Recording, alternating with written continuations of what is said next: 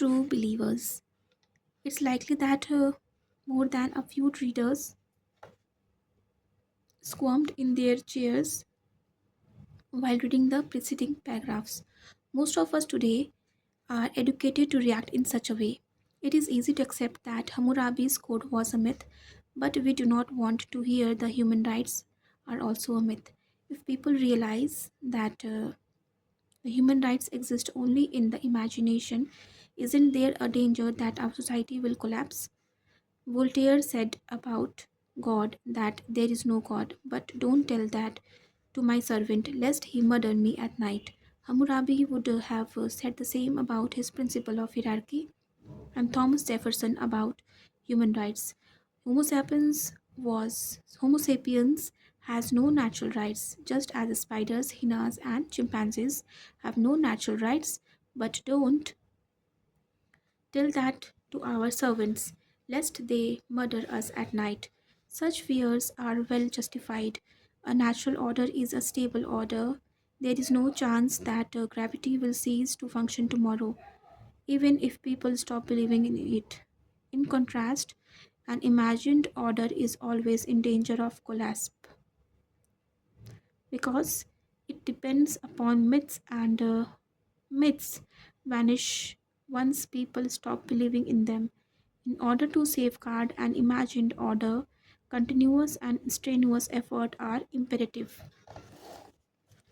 Some of these efforts take the shape of violence and coercion. Armies, police forces, courts, and prisons are ceaselessly at work forcing people to act in accordance with the imagined order. If an ancient Babylonian blinded his neighbor, some violence was usually necessary in order to enforce the law of an eye for an eye. When in 1860 a majority of American citizens concluded that American slaves are human beings and must therefore enjoy the right of liberty, it took a bloody civil war to make the southern states acquiescence. However, an imagined order cannot be sustained by violence alone. It requires some true believers as well. Prince Talleyrand, who began his chameleon like career under Louis XVI, later served the revolutionary and Napoleon regimes and switched loyalties in time to end his days working for the restored monarchy, summed up decades of governmental experience by saying that you can do many things with the bayonets, but it is rather uncomfortable to sit on them. A single priest often does the work of 100 soldiers far more cheaply and effectively. Moreover, no matter how efficient bayonets are, somebody must wield them. Why should the soldiers, jailers, judges, and police maintain an imagined order in which they do not believe? Of all human collective activities, the one most difficult to organize is violence. To say that a social order is maintained by military force immediately raises the question, what maintains the military order? It is impossible to organize an army solely by coercion. But at least some of the commanders and soldiers must truly believe in something, be it God, honor, motherland, manhood, or money. An even more interesting question concerns those standing at the top of social pyramid. Why should they wish to enforce an imagined order if they themselves don't believe in it? It is quite common to argue that the elite may do so out of cynical greed, yet a cynic who believes in nothing is unlikely to be greedy. It does not take much to provide the objective biological needs of Homo sapiens. After those needs are met, more money can be spent on building pyramids, taking holidays around the world, financing election campaigns, funding your favorite terrorist organizations, or investing in the stock market, making it more money. All of which are activities that a true cynic would find utterly meaningless. Diogenes, the Greek philosopher who founded the cynical school, lived in a barrel when Alexander the Great once visited. Diogenes as he was relaxing in the sun and asked if there were anything he might do for him. The cynic answered, the all powerful conqueror, yes, there is something you can do for me. Please move a little to the side. You are blocking the sunlight. This is why cynics don't build empires and why an imagined order can be maintained only if large segments of population and in particular large segments of the elite and the security forces truly believe in it. Christianity would not have lasted 2000 years if the majority of bishops and priests failed to believe in Christ. American democracy would not have lasted 50 years if the majority of presidents and congressmen failed to believe in human rights. The modern economic system would not have lasted a single day if the majority of investors and bankers failed to believe in capitalism. The prison walls. How do you cause people to believe in an imagined order such as Christianity, democracy, and capitalism? First, you never admit that the order is imagined. You always insist that the order sustaining society is an objective reality created by the great gods or by the laws of nature. People are unequal not because Hammurabi said so, but because Enlil and Marduk decreed it. People are equal not because Thomas Jefferson said so, but because God created them that way. Free markets are the best economic systems not because Adam Smith said so, but because these are the immutable laws of nature. You also educate people thoroughly from the moment they are born. You constantly remind them of the principles of the imagined order, which are incorporated into anything and everything. They are incorporated into fairy tales, dramas, paintings, songs, etiquette, political propaganda, architecture, recipes, and fashion. For example, today, people believe in equality, so it's fashionable for rich kids to wear jeans, which were originally working class attire. In the Middle Ages, people believed in class divisions, so no young nobleman would have worn a peasant's smock.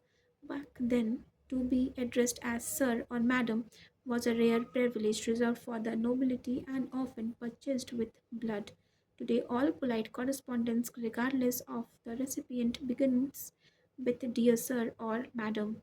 The humanities and social sciences devote most of their energies to explaining exactly how the imagined order is woven into the tapestry of life. In the limited space at our disposal, we can only scratch the surface. Three main factors prevent people from realizing that the order organizing their life exists only in their imagination. A. The imagined order is embedded in the material world. Though the imagined order exists only in our minds, it can be woven into the material reality around us and even set in stone. Most Westerners today believe in individualism. They believe that every human is an individual whose worth does not depend on what other people think of him or her. Each of us has within ourselves a brilliant ray of light that gives value and meaning to our lives. In modern Western school, teachers and parents tell children that if their classmates make fun of them, they should ignore it. Only they themselves, not others, know their true worth. In modern architecture, this myth leaps out of imagination to take shape in stone and mortar. The ideal modern house is divided into many small rooms so that each child can have a private space hidden from view, providing maximum autonomy. This private room always almost invariably has a door, and in many households it is accepted practice for the child to close and perhaps lock the door. Even parents are forbidden to enter without knocking and asking permission. The room is decorated as the child sees fit and with rock star posters on wall and dirty socks on the floor. Somebody growing up in such space cannot help but imagine himself an individual, his true worth emanating from within rather than from without. Medieval noblemen did not believe in individuals. Someone's worth was determined by their place in the social hierarchy and by what other people said about them. Being laughed at was a horrible indignity. Noblemen taught their children to protect their good name, whatever the cost. Like modern individualism, the medieval value system left the imagination and was manifested in the same stone of medieval castles. The castle rarely contained private rooms for children or anyone else for that matter. The teenage son of a medieval baron did not have a private room on the castle's second floor with posters of Richard the Lionheart and King Arthur on the walls and a locked door that his parents were not allowed to open. He slept alongside many other youths in large hall. He was always on display and always had to take into account what others saw and said. Someone growing up in such conditions naturally concluded that man's true worth was determined by his place in the social hierarchy and by what other people said of him.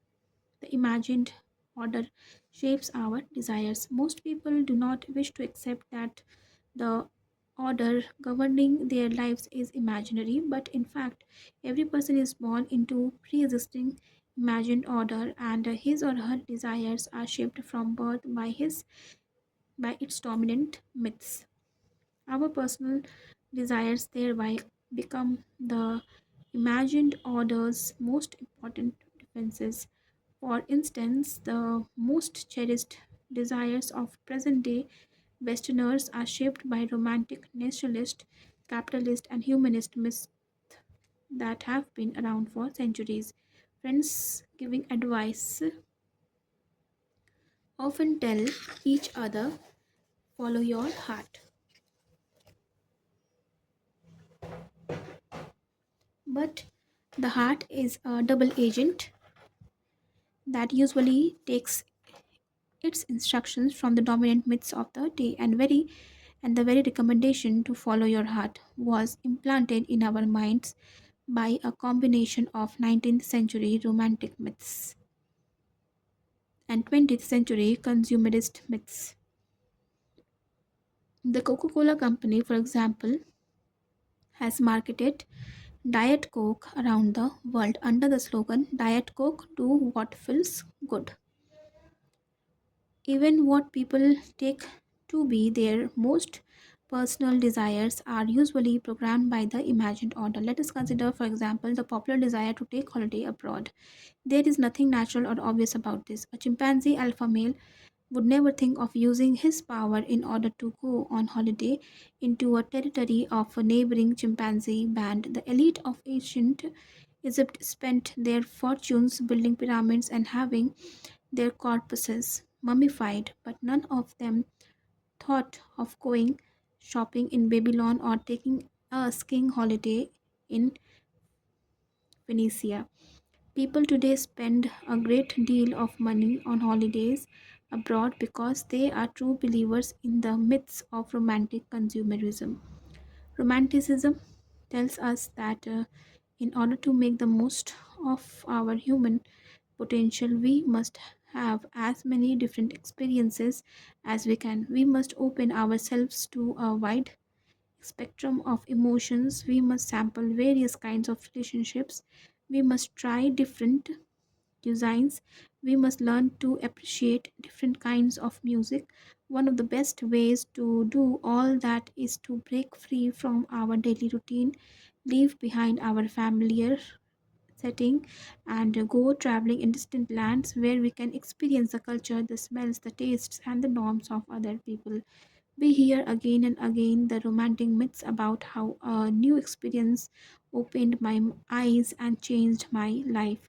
Consumerism tells us that in order to be happy, we must consume as many products and services as possible. If we feel that something is missing or not quite right, then we probably need to buy a product, a car, new clothes, organic food, or a service, housekeeping, relationship therapy, yoga classes. Every television commercial is another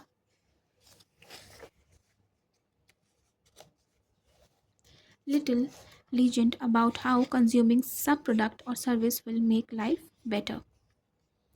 Romanticism, which encourages variety, meshes perfectly with consumerism. Their marriage has given birth to the infinite market of experiences on which the modern tourism industry is founded. The tourism industry does not sell flight tickets and hotel bedrooms, it sells experiences. Paris is not a city, nor India is a country. They are both experiences, the consumption of which is supposed to widen our horizons, fulfill our human potential, and make us happier.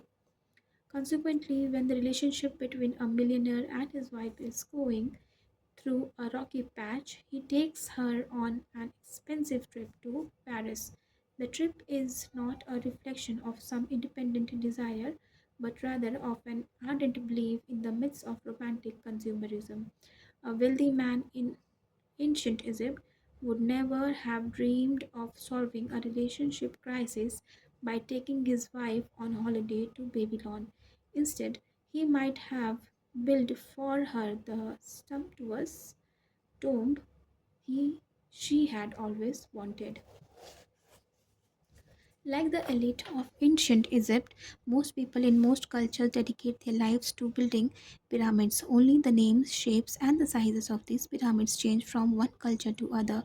They may take the form, for example, of a suburban cottage with a swimming pool and an evergreen lawn, or a gleaming penthouse with an enviable view. Few questions the myths that cause us to desire the pyramid in the first place. The imagined order is intersubjective. Even if by some superhuman effort I succeed in freeing my personal desires from grip of the imagined order, I am just one person. In order to change the imagined order, I must convince millions of strangers to cooperate with me. For the imagined order is not a subjective order existing in my own imagination, it is rather an intersubjective order existing in the shared imagination of thousands and millions of people. In order to understand this, we need to understand the difference between objective, subjective, and intersubjective. An objective phenomenon exists independently of human consciousness and human belief. Radioactivity, for example, is not a myth. Radioactive emissions occurred long before people discovered them, and they are dangerous even when people do not believe in them. Marie Curie, one of the discoverers of radioactivity, did not know during her long years of studying radioactive materials that they could harm her body. While she did not believe that radioactivity could kill her, she nevertheless died of aplastic anemia, a disease caused by overexposure to radioactive materials. The subjective is something that exists depending on the consciousness and beliefs of single individual. It disappears or make changes if that particular individual changes his or her beliefs. Many child believes in the existence of an imaginary friend who is invisible and inaudible to the rest of the world. The imaginary friend exists solely in the child's subjective subconsciousness. And when the child grows up and ceases to believe in it, the imaginary friend fades away. The intersubjective is something that exists within the communication network linking the subjective consciousness of many individuals. If a single individual changes his or her belief or even dies, it is of little importance. However, if most individuals in network die or change their beliefs, the intersubjective phenomenon will mutate or disappear. Intersubjective phenomena are neither malevolent frauds nor insignificant carrots. They exist in a different way from physical phenomena such as radioactivity, but their impact on the world may still be enormous. Many of history's most important drivers are intersubjective: law, money, gods, nations. Piaget, for this example, is not the imaginary friend of Piaget's CEO. The company exists in the shared imagination of millions of people. The CEO believes in the company's existence because the board of directors also believe in it, as do the company's lawyers, the secretaries in the nearby office, and the tellers in the bank, the brokers on the stock exchange, and car dealers from France to Australia. If CEO alone were suddenly to stop believing in Puget's existence, he would quickly land in the nearest mental hospital and someone else would occupy his office. Similarly, the dollar, human rights, and the United States of America exist in the shared imagination of billions, and no single individual can threaten their existence. If I alone were to stop believing in dollar, in human rights, or in the United States, it wouldn't much matter. These imagined orders are intersubjective, so in order to change them, we must simultaneously change the consciousness of billions of people, which is not easy. A change of such magnitude can be accomplished only with the help of complex organizations such as political party, an ideological movement, a religious cult. However, in order to establish such complex organizations, it's necessary to convince many strangers to cooperate with one another. And this will happen only if these strangers believe in some shared myths. It follows that in order to change an existing imagined order, we must first believe in an alternative imagined order. In order to dismantle Piaget, for example, we need to imagine something more powerful, such as French legal system. In order to dismantle the French legal system, we need to imagine something even more powerful, such as the French state, and we would like to dismantle that too. We will have to imagine something yet more powerful. There is no way out of the imagined order when we break down our prison walls and run towards freedom. We are, in fact, running into the more spacious exercise yard of a bigger prison.